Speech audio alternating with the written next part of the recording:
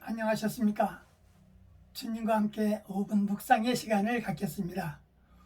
오늘은 출애굽기 22장 본문 말씀을 묵상해 봅니다. 이스라엘 백성이 애굽에서 해방되어 광야 생활을 할 때에 하나님께로부터 받은 법입니다. 어느 시대를 막론하고 도적은 있었고, 만약 벽을 뚫고 도적이 들어오는 것을 보고 쳐 죽이면 죄가 없다고 했고, 해돋는 낮에 죽이면 죄가 있다고 했습니다.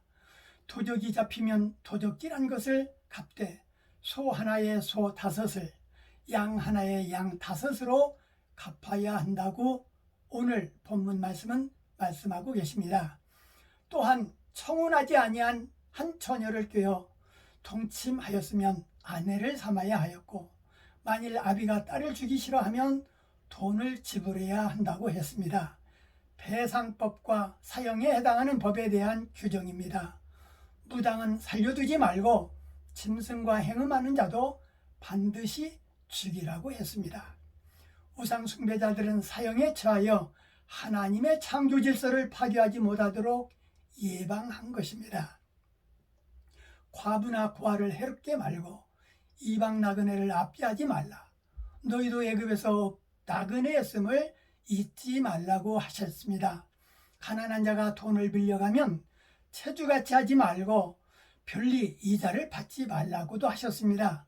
재판장을 욕하지 말고 백성의 유사를 저주하지 말라 하셨고, 추수한 것과 짜낸 즙과 처음 난 아들을 하나님께 드리며 소와 양도 그 일례로 하되 7일 동안 어미와 함께 있게 하다가 8일 만에 드리라고 하셨습니다.